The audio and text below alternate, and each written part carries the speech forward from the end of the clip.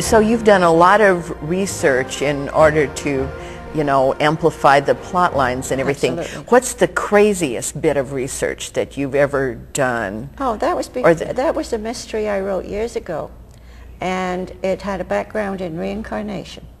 And so I had myself regressed hypnotically to my previous lives in order to find out what that was like. And that was very interesting, very fascinating. And where did you find someone to do it? Was this in England, or? No, this was in Tacoma.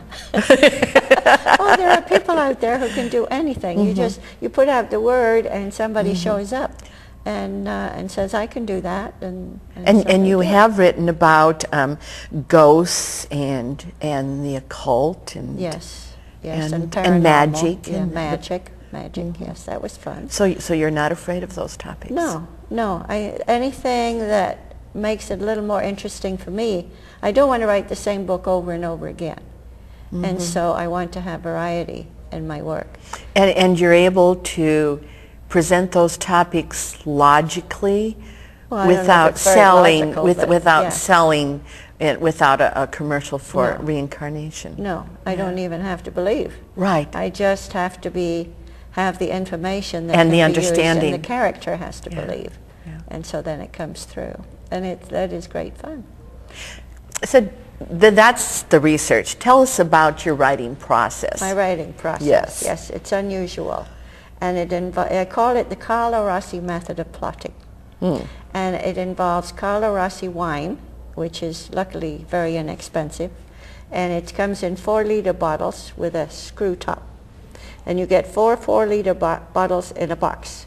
So after you've drunk the wine, you've got this beautiful box. It's very useful. And so actually, the box is the most important part. Well, no, the wine sort of gets me started. So everything that I talk about hunting and gathering when I'm putting a plot together. And so I usually decide where it's set. I will pick up menus and maps and make notes. I interview police officers. I go on ride-alongs. I talk to medical examiners, anybody who can help me with the material I need. And everything goes into this box. And when it finally seems to have enough in it to do some good, I can go through it, and one thing will it'll relate to something else that happens to be near it in the box. But you don't organize it into little piles? No organization. That would be bad. Chaos, total chaos. Okay. And out of the chaos, because it's in a wine box, it ferments, you see. So it ferments a story. And so when I take this stuff out, all of a sudden it hangs together.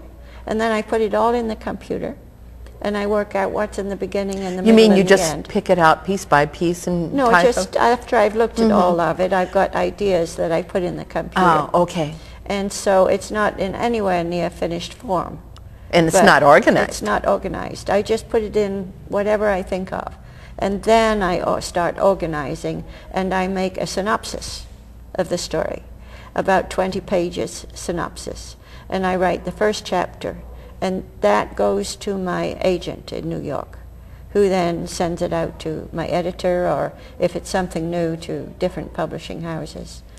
And is that first chapter going to read the same after the contract is? No, it's not. No, nor is the synopsis. I mean, the story is going to change. Quite often the killer will get killed in the middle of the book, and I have to come up with somebody else. But so when you start a book, you don't know who did it? Well, yes, I do, but I often change my mind partway through. Yeah. Okay. Oh, I know who did it. Yeah, but then it doesn't work out sometimes. So you have to be able to think on your feet and change it. And it usually works out. And the editors never seem to notice that the finishing book is totally different from the one they paid for. How many times do you rewrite that first chapter? Oh, probably about 30. Yeah, and it's very bad to do that. You should write a first draft, and a second draft, and a third draft. That is a common strategy. But I write chapter 1 and rewrite it about 30 times before I go to chapter 2.